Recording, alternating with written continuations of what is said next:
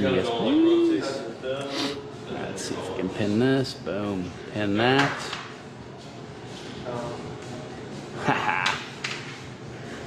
Nice.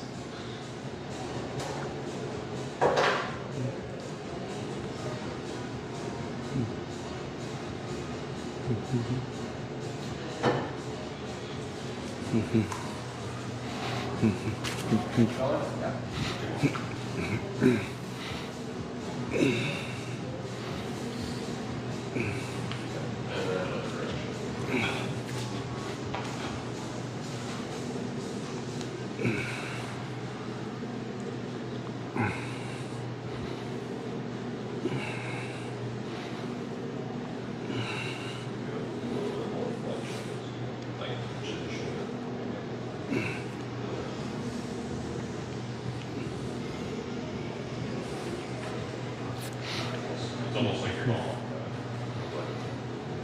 Yeah. Things are cool. So. Misty, when's your next one? That's the point. Yeah. Oh, okay, cool. Get things moving. Yeah, I'm gonna go have some breakfast and come back. Emotional plane too. Want to get back? I want to talk to my audience, but I don't want to bother people, so I'll go back here.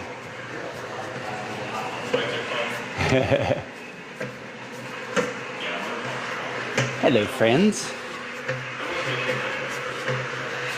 I'm gonna roll back here so I can chat. How's everyone doing today? All right, we're doing some legs today. Just working on, I'm gonna warm up with some split squats today, just to get my hips, my knees, my ankles warmed up, get some of the big muscle groups working. I like to do split squats because they are great for range of motion, stretching out the hip flexors. Hip flexors are notorious for being tight because guess what most of us humans do a lot of the time, and that is sitting in chairs. So when we're sitting in chairs, hip flexors shortened. So when we go into a split squat, we're lengthening out. Because I'm going into like a nice deep position while holding my balance, I'm engaging the muscle that I'm stretching. So this is a very dynamic warm up. It's a very dynamic movement to get the hip flexor stretched out. Also, when that leg is forward, my left leg is forward, now my glutes are stretching out. I'm getting a nice stretch on my quadriceps. And if I can get lower to the ground, work on a little balance as well. I can keep that back leg straight, keep my glutes working. So that back leg, if I kind of engage my glutes, it opens up my hip flexor because the hip flexor and the glutes are hip extensors, hip flexors, hip extensors. They work opposite of each other. So whenever I'm into that open hip position, my glutes have to contract. They don't have to, I can actually disengage them. But if I contract them, see how my trunk just kind of pulled back? That glute pulled my trunk back, which gave me a better stretch in my hip flexor complex. So I like to do split squats kind of like before every leg day workout. And generally speaking, it's just a good movement. Let me step back a little bit.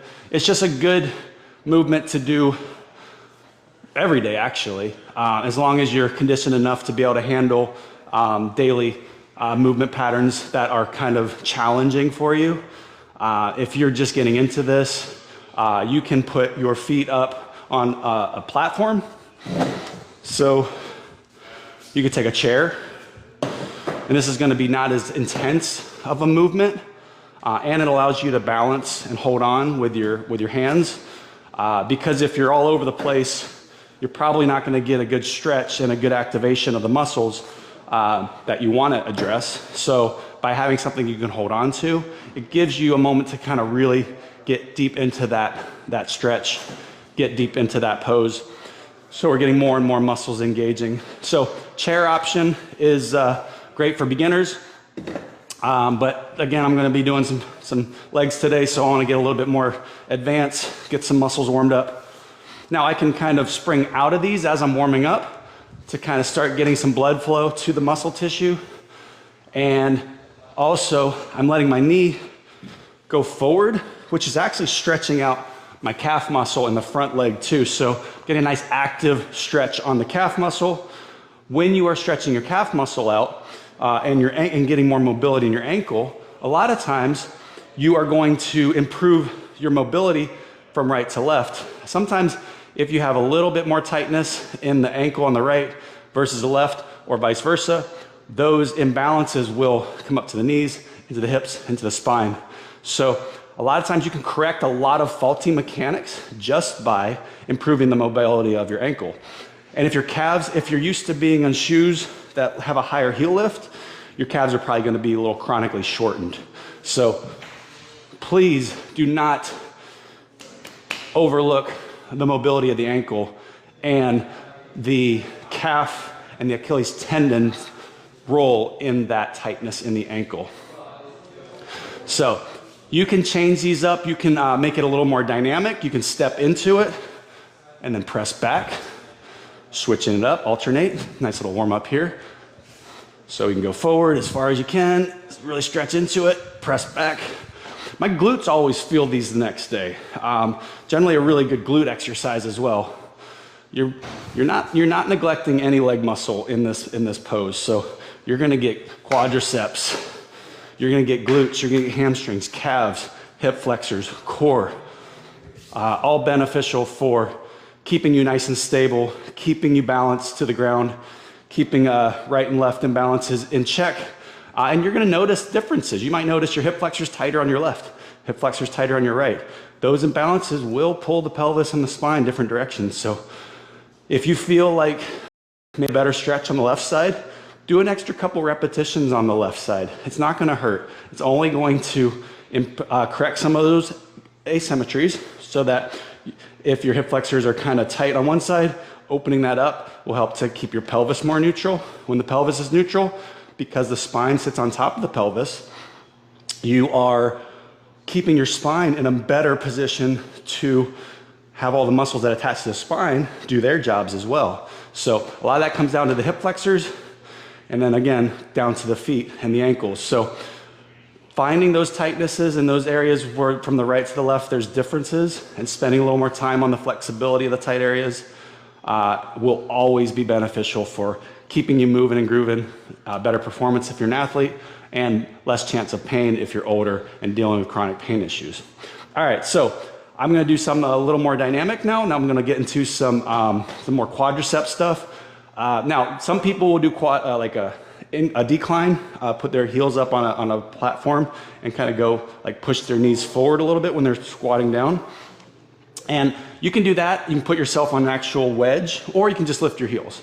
That kind of forces you forward. So if you don't have something to stand on that has a wedge, like one of those ramps, you can just lift your heels and do some squats. So things to remember about squats is you want your quadriceps to feel it, your glutes to feel it, you don't want your knees to feel it. So if you're going too deep and you start to feel your knees kind of, if there's any discomfort in your knees, don't go as low. Maybe do the range for a few sessions until so let's say I go here and I go past that and my knees start to hurt. Then don't go past that range. Use pain as your indicator that that's your limitation. That's where the muscles can no longer do their job. They can't support the knees anymore. So as you get the muscles stronger with more safe, pain-free repetitions, you're going to be able to go deeper into the movement because now the muscles can support the joint, especially the knee joint. So we're gonna go heels up, chest up, eyes on the horizon, and we're just gonna kind of sit back into some calf raised squats. So very dynamic, a lot of balance involved. You can see my knees are kind of going in and out because I'm up on my toes. When I'm back on my heels, a lot more stable. When I'm up on my toes, a lot less stable. More instability, more muscles have to engage on the lateral and medial side of the body. All the muscles have to keep your spine, your pelvis, all your skeleton neutral. So it's a very cognitively stimulating exercise as well. Anytime you balance, you are challenging your brain's ability, the software, to talk to the hardware and be efficient at firing the right muscles at the right time. Now, is the hardware balanced out? Are your right quads stronger than your left quads? Are your left hamstrings stronger than your right hamstrings? Those are hardware issues. Maybe the muscle's just gotten weaker from injuries, or maybe you do repetitive patterns which makes your left hamstring work more than your right hamstring. There's lots of things that can disrupt our balance from right to left, from front to back, and software of the brain and hardware, muscles, are both factors in that. Is the brain firing the right muscles? If you're in pain for a long time in certain areas, your brain will actually turn muscles off. The knee is a great point, or a great example of that. After meniscus injuries, this muscle will actually turn off so while the knee is healing. So when a muscle turns off, the brain, the software, is no longer firing that muscle. So you have to find ways to stimulate that muscle again. You can put the leg in certain angles. You can do specific exercises to really load up that muscle. You can put E-stim on the muscle to fire it up, to remind the software of the brain that that muscle has a purpose. There's lots of ways to do that. See a physical therapist, an athletic trainer, a good experienced personal trainer will know what they're doing and to teach you how to turn those on. But in general, if you don't have any knee pain, and you don't have any major issues injury-wise, trying to maintain that symmetry from left to right is super important. And also, if you start noticing any differences, seek help from a professional. That's why they're there. Physical therapists are great at teaching people new movement patterns. Personal trainers with a lot of experience are good at teaching you how to correct imbalances. So if you're not sure what to do, ask me a question. If I'm not answering right now, if you guys are leaving comments, I'm a little far from the screen. I'll get back to you guys afterwards. You can leave specific comments. If you have any specific questions, I'll answer them afterwards. But right now I'm just gonna kind of go through a little flow of different movement patterns. Again, focusing a lot on legs today. So again, I'm still up on my toes. My calves are getting a little tired now, but my quads are working. My glutes working too. The glutes don't really have to work. I mean, my glutes are disengaged right here, but if I engage them voluntarily, consciously, then I'm getting my glutes and my quads working together to support my hip, support my knee, and to support my whole skeleton. So reminding your muscles that they have a job to do, you would think your brain would do that, but oftentimes your brain is like, we don't really need the glutes for this. I mean, maybe when you like lose your balance or come back up fast, yeah, and then you'll subconsciously recruit them. But you can consciously engage them all the way down. I'm kind of shaking because now I'm engaging my glutes more, and then all the way back up. So now we're increasing your caloric expenditure by getting more muscles, more big muscles working. So now your heart rate's up, burning more calories, and you're getting stronger. So don't assume your brain is recruiting all your muscles. Oftentimes your brain is not. Your brain's main job is to keep your organism alive so that you can procreate and have babies. That's it. So it doesn't care if your butt looks good or not. It wants you to stay alive long enough to have babies or to help produce babies. So our brain likes to shut muscles down if they're not necessary for what we're doing, so that it can save calories, because we are hunter-gatherers. We've spent more time in nature with limited caloric resources than we have in modern culture. I mean, we just started farming 2,000 years ago, 3,000 years ago. So we really only past few thousand years have had access to lots of calories. But for tens and hundreds of thousands of years before that, we had to survive on just what we found in nature. All right, so we got the split squats. We did regular calf raise squats. Now I'm gonna do some hip hinges to get my glutes working, my lower back working. I like these for balance as well. I like to introduce balance into most of my workout programs because I'm really focused on brain health as well. And balance is a great way to maintain that cognitive improvement from exercise. Balancing is preventative. The better balanced you are, the less likely you are to have injuries. And I work with a lot of older population, and every day you're not balancing, you're getting worse at balancing. So I'm gonna do a hip hinge here. It's just simple, just stand on one leg and kick the opposite leg back behind you. And then come forward at the trunk. And these are great for, I like to do just unloaded, no weight, just to kind of warm up, again, the muscles, to get my brain firing the right muscles. This back leg, you can kind of engage the glute to kick the leg back. And I'm working the stabilizers in my ankle, my knee, my hip. My lower back's having to work. So this is it's a modified deadlift. It's like a one-legged deadlift. One-legged deadlifts are obviously more dynamic than two-legged deadlifts. You're probably not gonna lift 500 pounds through one leg unless you're really well conditioned. Because if you think about that deadlift movement and then lifting a lot of weight through there, that's all going through here. So if we go onto one leg, it's the same movement pattern. It's just now 100% workload being done by one leg at a time. So I like these because it really works my foot and ankle. Now I am working out barefoot. I do recommend that you work out barefoot or in a minimalist style shoe because you're going to activate more muscles, more connections between the brain and the extremities.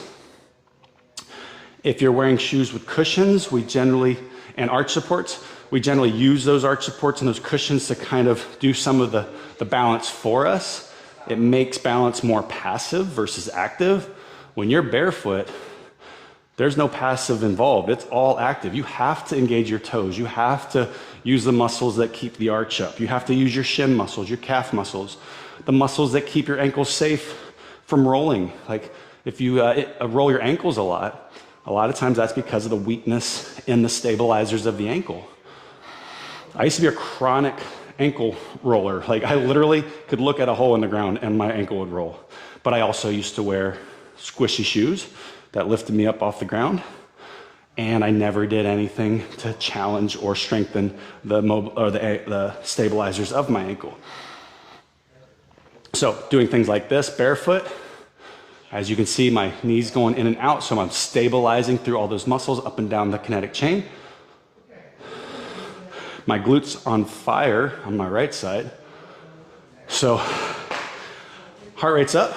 I'm just standing there pivoting front and back. Don't need any equipment for this. Now, if you're more advanced and you can do like 20 of those with no challenge and your form's perfect, grab a dumbbell. If I'm doing this with a dumbbell, well, actually, I have a weight right here. I'm just gonna take this 25-pound weight. And now we could try, so let's make this a little more challenging. Let's hold the weight in front of me with both hands. Now I'm on my left leg.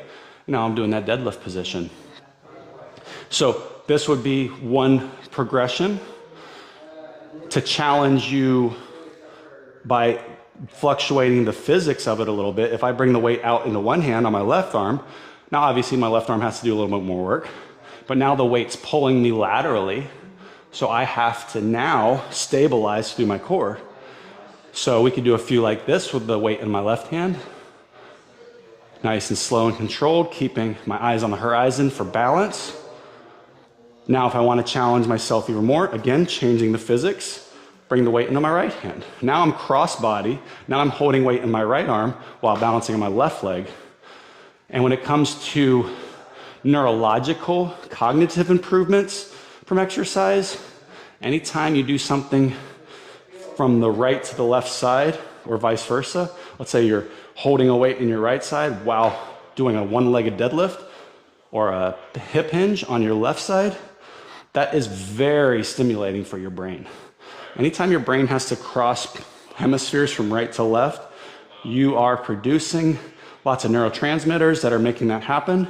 More neurotransmitters flowing in your brain allow you to learn things faster, allow your just cognitive functioning to improve as well. So I'm gonna go to the right side now. I did a few with both hands. We're gonna kick the left leg back, chin and chest up, glutes loading up with that extra weight. Do a couple of these. Now I'm gonna shift the weight out to my right hand. So I'm pivoting through my right hip, holding the weight in my right hand, keeping my chest up, eyes on the horizon for balance. So do a few of those. Now I'm gonna go back. Now I'm gonna bring the weight to the left hand while maintaining my balance on the right leg. Ooh, that's a little tougher. So this is actually a really good core exercise as well. If your core is not recruited during this, you're gonna fall over. So there's a lot of exercises we do that kind of just stimulate your core just by having things different, upper body working with the lower body, right side working with left side. All that energy has to transfer through our core. So our obliques have to work, our abdominals have to work, that corset belt muscle around our midsection called our transverse abdominis, which comes all the way around from our spine, that has to work as well.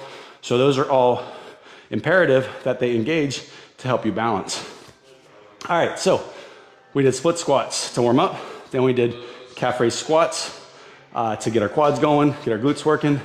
We did some hip hinges, added the weight with it.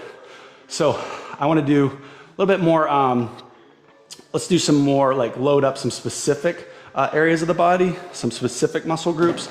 I don't like to isolate muscles. I think isolating a muscle is kind of, it's hard to isolate muscles. Like if you want to work your biceps, you're going to work the forearms, you're going to work the deltoids, you're going to work the chest. So other muscles kick in when you're isolating a muscle.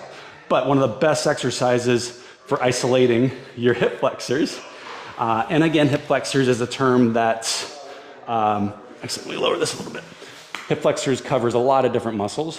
One of those major muscles is your psoas muscle. Psoas goes from your lumbar spine, attaches into your femur. So when I am sitting up like this, my psoas is engaging to kind of connect my femur to my lumbar spine. Now, if I roll back, I'm kind of pulling, my legs come up with the weight of my trunk. But if I sit up nice and tall, I'm anchoring my spine with my core, and I'm lifting through the psoas muscle and the rectus femoris muscle, which is a quadricep muscle and hip flexor. And then my TFL muscle, the tensor fasciae latae muscle, feeds into the IT band. So all three of those muscles are helping to lift that leg. So the hip flexors are multiple muscles. So if I come up and hold it, my muscle starts shaking. That means that muscle is not capable. Well, it's capable, but it's telling my brain that it's reaching its fatigue point. So it's saying, I don't know if we can do this much longer. So in kind of focusing on slowing down the shake and bringing more, connecting more those pathways from the brain to the muscles to make that movement a little smoother. But if you ever get to a movement where muscles are shaking, that's generally a good sign that there is a little bit of weakness in those muscles. So holding that muscle contraction for a few moments, reminding your brain that those muscles have a job. You're kind of rebooting your software to remember to use those muscles. And then in doing so, the hardware is having to get stronger by building new connections in the muscle. The muscle's getting thicker connections, so it's getting stronger connections in like the actual muscle tissue in between, like all the muscles have these little things called actin-myosin cross fibers to get into fancy anatomy. And those little actin-myosin cross fibers start getting thicker and thicker as you get stronger, so you have more force capacity out of the muscle. But cognitively, our brain to muscle, that's where we're gonna improve our strength initially when we're asking new muscles to do more work. But so we're basically upgrading the software. And then once the software is upgraded, then we upgrade the hardware. So these are great. Just sit there, hold them. Now, if you want to challenge yourself, make this more of a full body workout, you can put your hands down your side, lift your butt up. Now you got your triceps, your chest, all your back muscles, shoulder muscles working. Now I'm just resting on my hands and my heels. Back up a little bit so you can see me. So now I can bring it up. Now we've made this a core workout, an upper body workout, and still getting a lot of hip flexors working. And again, this is leg day, so I'm not gonna wear out my arms too much, but I generally don't just do legs when I do leg day, or I don't do upper body only when I do our upper body day. I like to work everything, the whole body, every day, because yeah, if you're trying to, compete, or you're an athlete and you want to like grow certain muscles, focus, and you're working out every day, yeah, you can do just leg day and just predominantly quad day or whatever you want. But I like to mix it up just because I get bored and I want my always be stimulated to work as a unit versus just piecing together random strong muscles. If my quads are strong and my delts are strong and I got weak core, then I can't transfer that energy back and forth. So keeping your arms engaged while you're doing leg day and vice versa is just a great way to remind the brain that everything is working together all the time out in the real world, not just when you're in the gym, especially out in the real world when you're doing functional movements, playing sports, climbing stairs, climbing mountains. You need all those muscles to talk together. So if you're training in the gym, one muscle group at a time, that may not carry over into you being faster when you're running or being able to, you know, pull somebody from a fire, something functional, something in an emergency situation. You're gonna have to use your body, help other people out. So I like to train everything. That was a kind of a tangent on why I was introducing my arms into leg day, but let's go on to another exercise. I'm gonna grab a platform over here. All right, so, and by the way, my glutes are actually quite on fire right now. So let me bring this up a little bit. Okay, so we got a platform here. I'm going to, here we go. All right, these are called step downs. I like these because they're like one-legged squats, but functional. So now I do have just, historically, my right knee is, I don't have any cartilage in it. Well, I do, but it's all damaged from rugby and lots of impact sports. And I'm pretty sure I tore my meniscus once or twice or 3 times. I don't know. It's been in a slight flare-up phase lately. Generally speaking, when all my muscles are in balance, it doesn't bother me.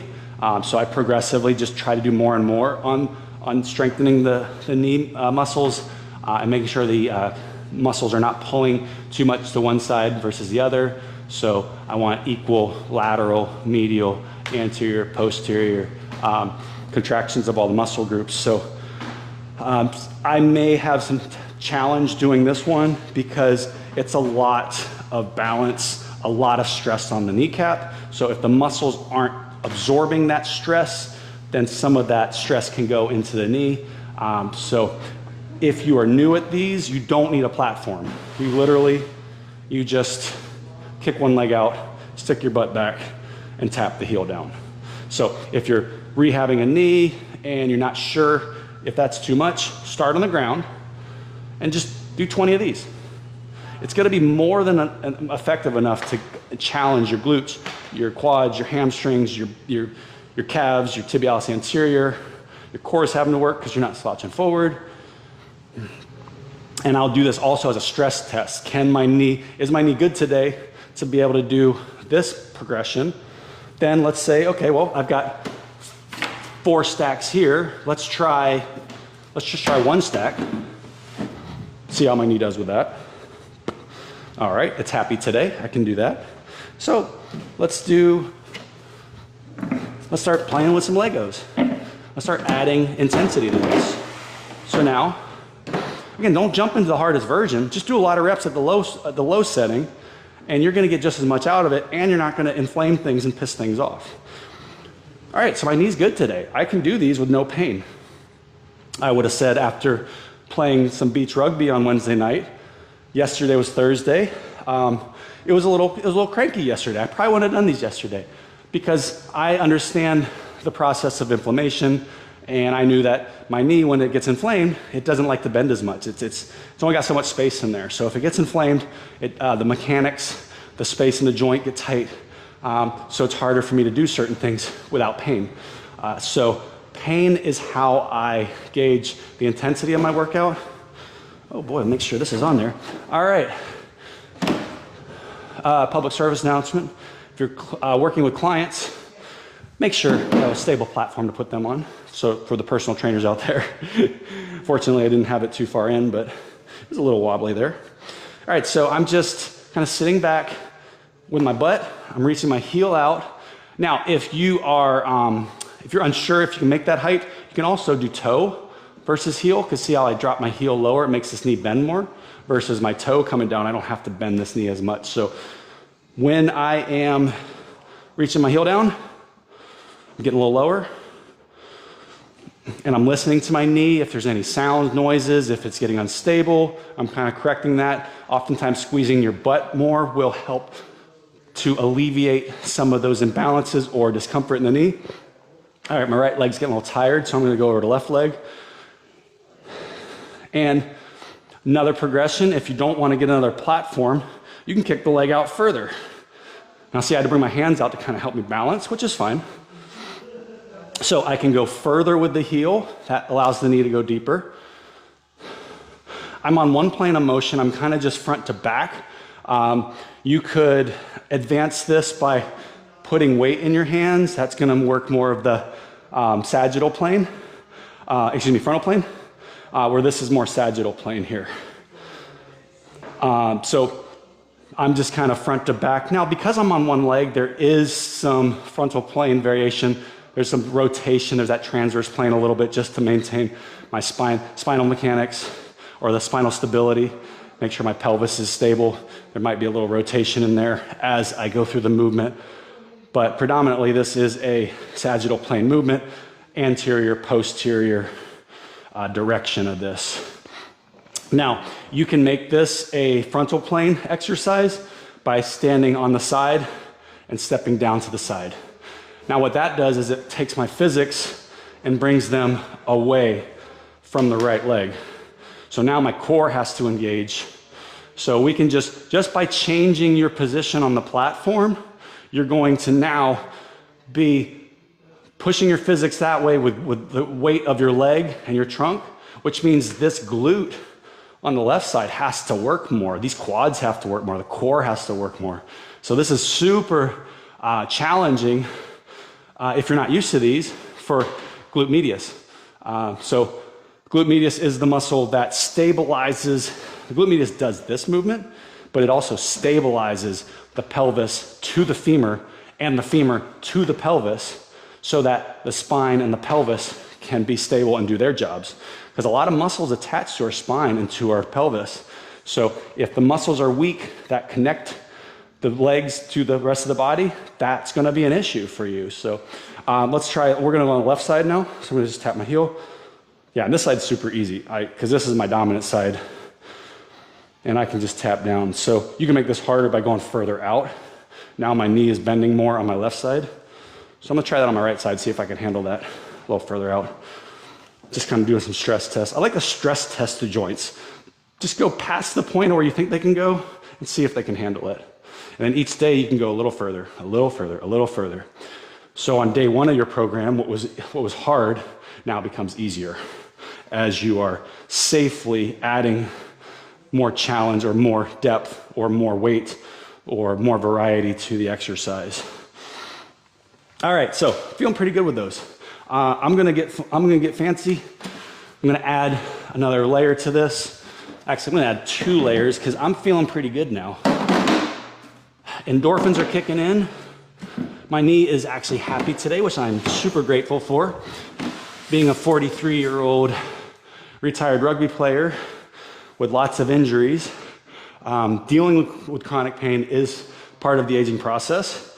When we're young, things hurt, they go away, we heal, and then we just go on. As we get older, things hurt, they don't go away, they rear their head when you don't want them to, if you did a little too much. So respecting the pain cycle, listening to the pain, don't push through it. You can push through muscle pain, like when you're challenging a muscle, but when it comes to joint pain, listen to the joint pain. It is super important, super imperative that you listen to your joints because they send a lot of signals to our brain to tell us what's going on with our body. So, all right, I want to do some deep squats. I put a platform down so that I can get a little lower into the movement, but I want to, we're gonna do some negative or eccentric one-legged squats. So by going slow against gravity on the way down, I'm having to use those muscles into their weakest position, but I'm having to control that elongation of the muscle as your body's going down. So when my quadricep is lengthening, It's getting longer as I'm getting lower. Now I can just plop down and let gravity take over that movement, or I can actively engage the quadricep as it's lengthening to produce force to slow me down against gravity. So this is a great way. Eccentric strengthening is one of the best ways to challenge the muscle tissue to get stronger faster. It is usually after rehab of an injury. Eccentrics are done early and often because of their efficacy in improving tissue strength, improving the tensile capacity of tissue, improving the ability of that tissue to just get tougher. So by coming down nice and slow, and then I put both feet to come back up, and then we'll go right back into the eccentric phase. And then both feet up, back into the eccentric. So focusing on keeping my eyes up, keep my front leg out so I'm getting my hip flexors working. Both legs up, all the way down. Both legs up, all the way down. And if you really want to challenge yourself and you're really a glutton for punishment, come down and hold it as low as you can. And your muscles will tell you how much they've had. So I'm gonna go to the right side. I have a feeling my right knee's not gonna love this as much. So here's what I'm gonna do to kind of give myself an out if the knee isn't comfortable with this, without having to change the platform height. I'm just gonna keep my left foot on the ground. I'm gonna leave the heel on the ground. I'm not shifting my weight into my left leg. I'm actually just using it for a little bit of balance and to kind of counterbalance the weight of my leg, my right leg, my trunk going through that right hip and right knee. So from here, I'm gonna keep my leg out just in case my knee doesn't wanna do this. And now you saw I fell with a little bit less control on that. That's because this is my weaker side. This is my recovering side. The muscles are not as strong. I'm not as confident in using this side because of the pain. Pain decreases your confidence significantly. So by just doing successful repetitions of this, I'm improving my confidence, but I also have to respect that the muscles aren't as strong. I don't need to push through joint pain.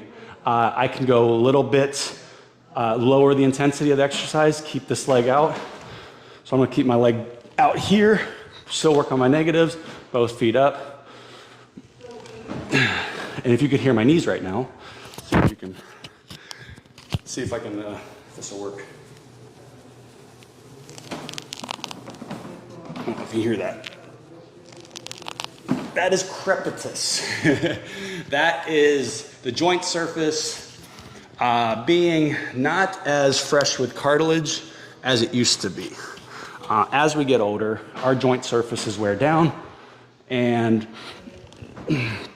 you start to get those crepitus kind of creaks and cricks and cracks in your joints.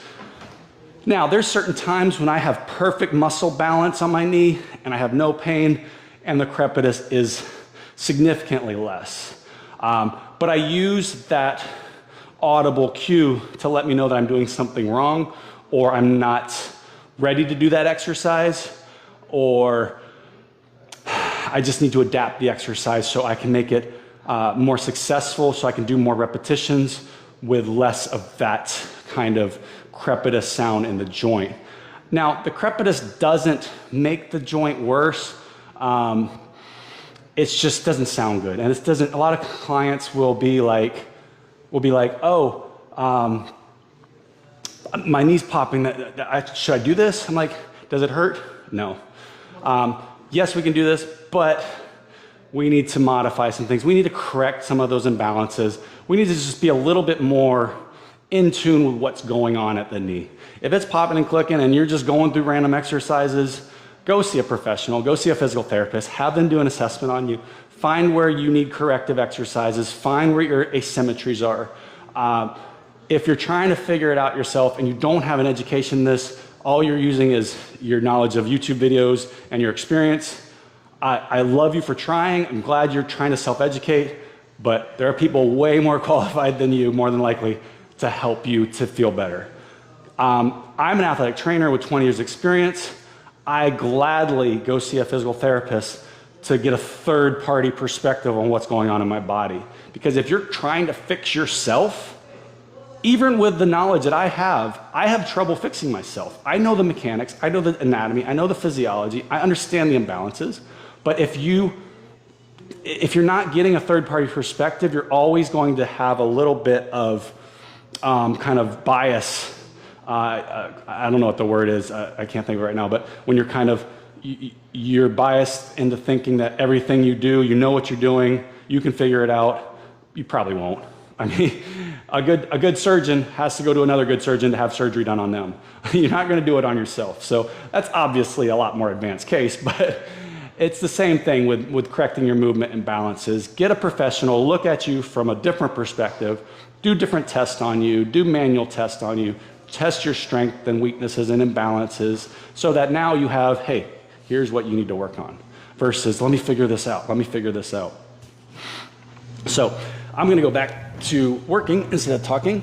Now this is actually, I'm going to keep my foot on the ground because as I'm coming back up, the crepitus has actually subsided a little bit. So I'm getting a little bit longer contraction rate on the muscles, so I'm getting a little bit more support in the joint versus when I come down, reset, it's almost like that reset point, I have to remind the muscles what to do. But if I keep the muscles under load, under load, under load, they tend to kind of keep my joint a little more stable. This is just something I've learned from just lots of trial and error with myself and with clients over the years. Sometimes you just need to keep the joint under tension with the muscles all working and not turning the muscles off. If a muscle turns off, so if I come down, I sit down, using my muscles, using my muscles, using my muscles, relax, muscles are off. Now, I have to now tell my brain, or my brain needs to tell my muscles to turn on to now fight gravity. Which is fine, that's a different exercise. Turning the muscles on, turning the muscles off, turning the muscles on, turning the muscles off. So when I'm coming down, my muscles are recruited and then they're relaxed, which actually lets the blood leave the muscles. Now I'm gonna engage and get blood back into the muscles. So I pump the blood into the muscles. Now I've relaxed the muscles, blood's going out of the muscles. Now if I stay isometric or in a contraction, especially isometrics, you're not getting blood in and out of the muscle tissue. It's actually delayed, it's paused. So because the blood can't pump in and out of the muscles in an isometric contraction, you actually raise your blood pressure. So if you're an older client or an older human that maybe has some heart issues or high blood pressure, you want to avoid isometrics if you can. Now, one of the things you can do, isometrics, for those that don't know, that's when you hold a muscle contraction. So if I'm pushing down on my arm and I'm not moving the joint, but I'm producing force in the muscle, that's an isometric contraction. When you're doing isometric contractions, your blood pressure is going to go up. So a great way to modulate that and keep your blood pressure down is to go to the point where you would hold the contraction, but then you just pulse a little bit. So if I'm going to go do a squat hold, I could just go up and down. Now that's allowing enough blood to get in and out of the tissue so as not to spike my blood pressure too high and stress out my brain, my heart, my cardiovascular system as much. So generally speaking, most older humans should avoid isometrics if they have a known heart condition or if they have high blood pressure. If their heart is clear and their blood pressure is normal, isometrics are fine, but still monitor, make sure that you're not having any headaches, lightheadedness, dizziness after doing isometrics, because those could be signs that you're potentially putting too much stress on the cardiovascular system without enough of that relaxation. You want the contraction, relaxation. Without that relaxation, you're staying kind of just, everything's, the pressure's building, the pressure's building, the pressure's building. So isometrics are great for people that are capable of doing it from a safety standpoint. And again, if you're not sure, you can always just err on the side of, hey, I'm just gonna do some pulses. And now what's really cool, listen to this. My knee, there we go, is quiet. Because what have I done differently?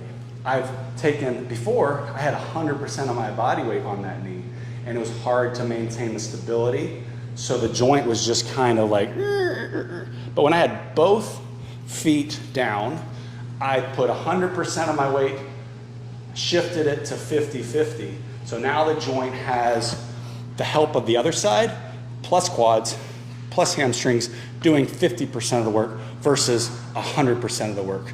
So if there's an imbalance in my lateral quad versus my medial quad, or my lateral hamstring versus my medial hamstring, those are gonna show up in a one-legged exercise more so than in a bilateral exercise.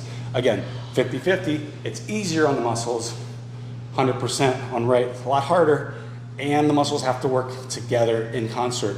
And if they're not, then the joint is gonna be wonky. It's gonna be like crunch, crunch. So this is the perspective of a lifelong athlete that ran fast for many years, stopped quickly, pivoted, twisted, turned, jump, hop, tackled, been tackled, lunging, jumping, sprinting, falling on the ground, getting back up, tackling more, hundreds and thousands of times. So my knee's seen a lot more than most. All right, so I'm gonna mix it up now. So we did split squats, we did calf raise squats, we did, what do we do after that? Oh, then we did hip hinges. Then we did step downs. Nope, sorry, we did the hip flexor, the hip flexor exercises on the ground from a seated position. Then we did step downs. Then we did side steps. Then we did negative squats. So at this point, my quads are awake, my glutes are awake, hamstrings are awake, everything's awake. I got a little sweat going. I've been talking more than working today, but I still feel like a lot of muscles have done a lot of work today. So we're gonna mix it up a little bit. I'm gonna go into some more low back stuff because the low back and the legs work together a lot. So I'm gonna grab a 25-pound weight again. All right, I wanna work on some of my groin muscles. I'm gonna put my feet into a wide stance here. With the wide stance, I'm elongating my groin muscles, the adductor group. So basically the muscles that go from your pubic symphysis down into the medial side of the knee and down below the knee, and they support the inside of the knee. So when my glute med takes my leg into abduction, my groin muscle pulls my leg back.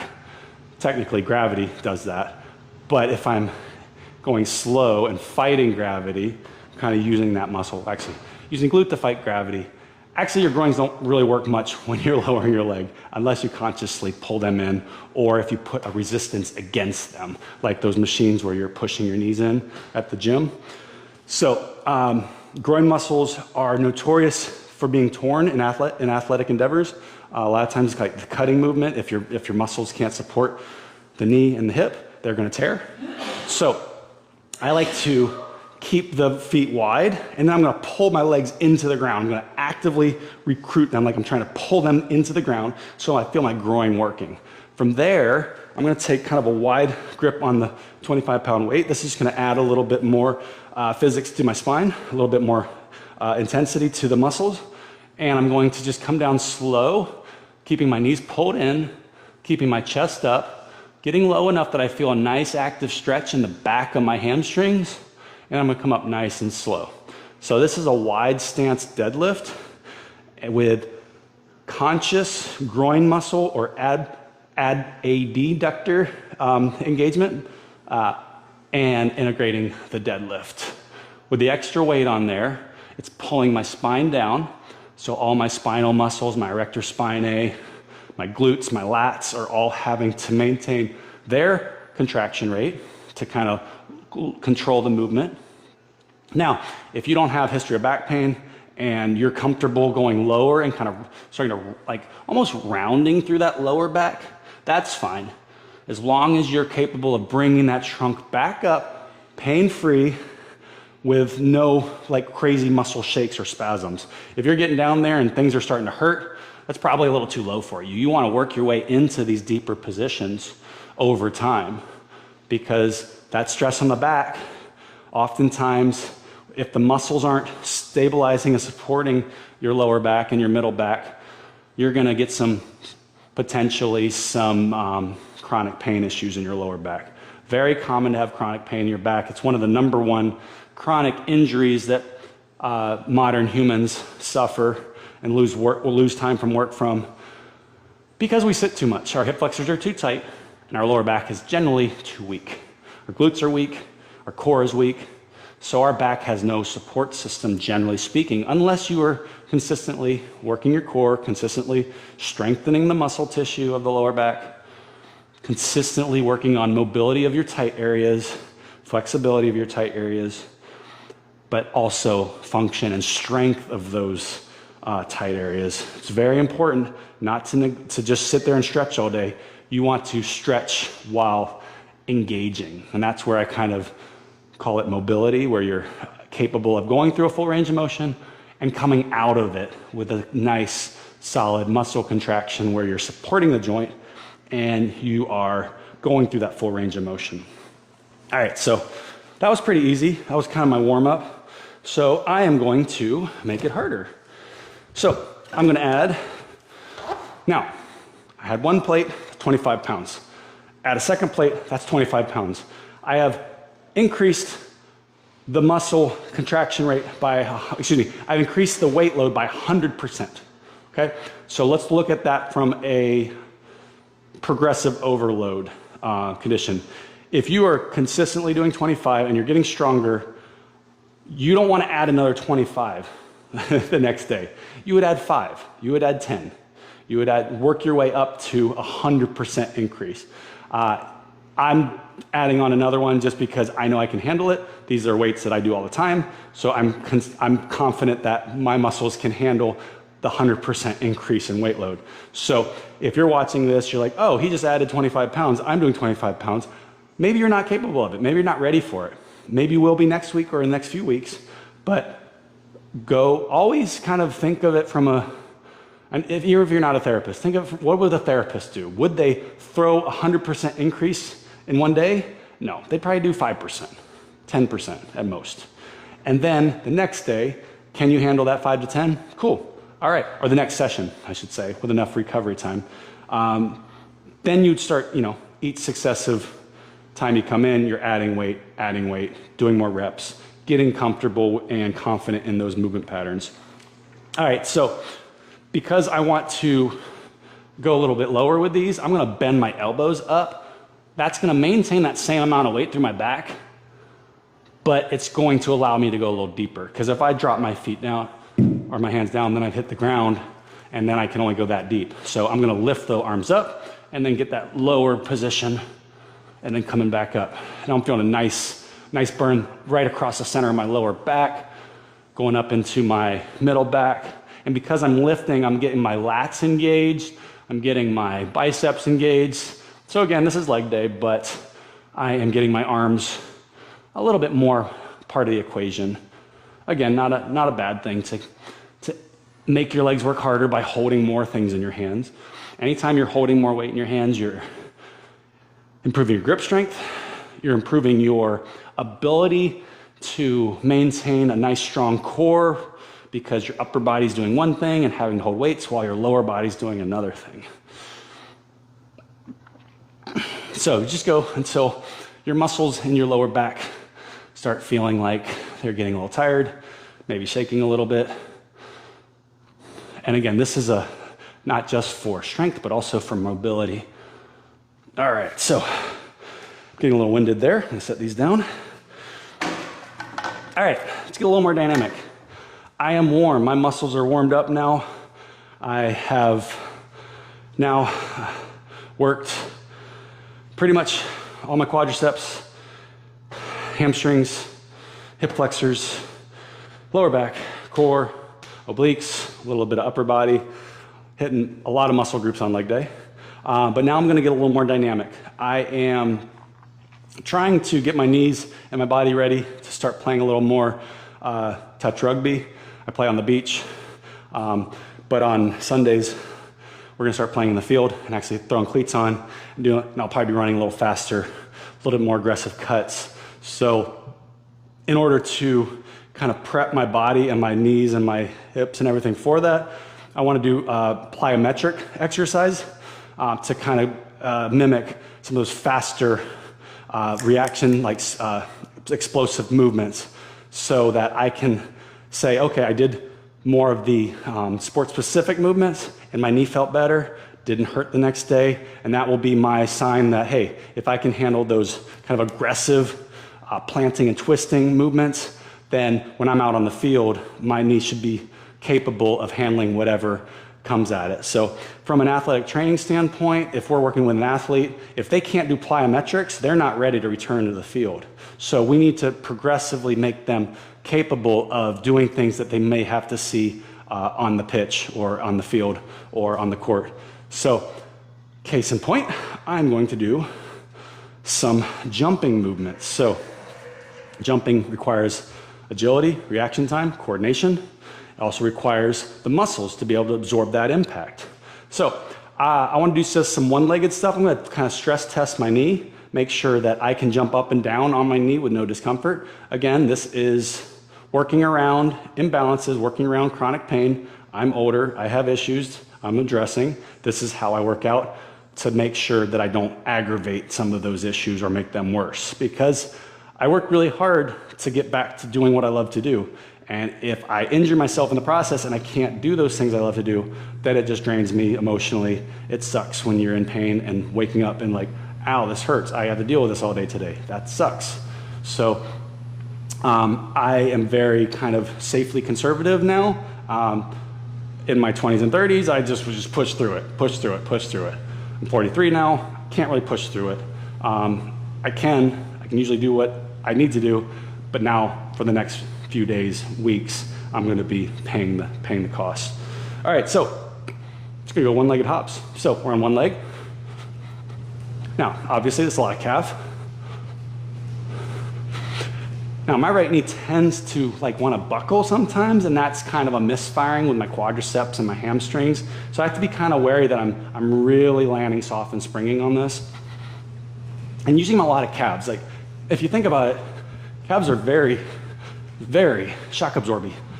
And if they're not working and you have limited range of motion through your ankle, all that stuff's gonna go into the knees and the hips. So if you're like been to a concert and you're like crammed in and you can only jump, you're like, you want to dance, but you can't go side to side, so all you can do is jump. I think I've jumped for like 2 hours at concerts before. Your calves are very, very capable of doing a lot of contractions for a long period of time. So being able to condition your calves to absorb that impact is a great way to get your body prepared for those cuts, those springy movements that you're gonna need in a sport like rugby or football or soccer. All right, so right leg was getting tired, so I'm gonna do some hop on the left. Now, I'm not just gonna be hopping on my legs. I'm gonna be doing some different stuff here in a minute. Just kind of using these for a little bit of more of a neurological warm up. Get my brain used to absorbing the impact. And if you're watching this, you may notice I'm a little less hesitant, or a little more hesitant, and I'm not jumping as high on my right. Again, because I want to progressively overload it. I don't want to push into a position that maybe make it feel vulnerable. Then I'm going to kind of tense and protect, and that could cause some disconnects between my brain and the muscle if I'm in a protective guarding mode versus a just use the joint mode. All right, so we're gonna do some squat jumps. Now we're gonna use both legs. So now I got 50% of my weight coming down on each foot. So I'm gonna squat down.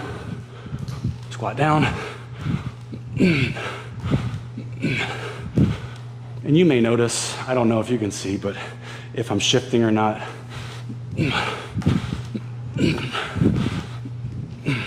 I feel like my left leg is doing more work, but I'm kind of okay with that. My left leg's gotten good at doing a lot more work.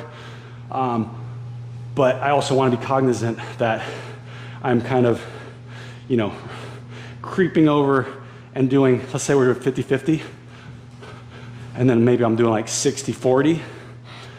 I want to creep back over to 50-50, 51, 52, start kind of incrementally challenging that right side a little bit more, and progressively overloading that right side over time so that eventually I could do one-legged squat jumps on this right side.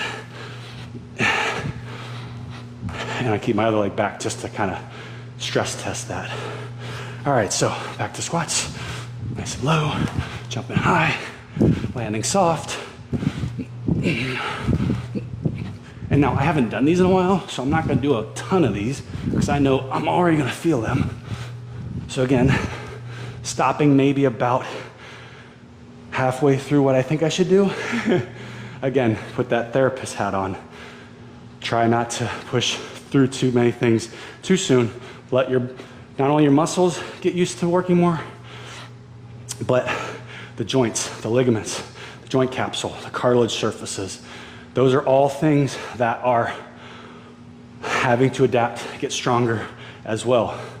But I have my next client coming in a few minutes, so I need to charge my phone up. And I'm gonna live stream again at 11 o'clock. So if you're just joining, I'm gonna be working with one of my older clients. She's 76. She's a badass. She had hip surgery a few years ago, hip replacement. We're gonna be working on agility, balance, coordination, core, legs, rows, upper body, full body functional workout. So I'll be live streaming that at 11 o'clock. Thank you guys for joining. I'll go back to the comments and answer some of the questions that I find in there. But otherwise, if I don't see you at 11, have your best day ever. Peace.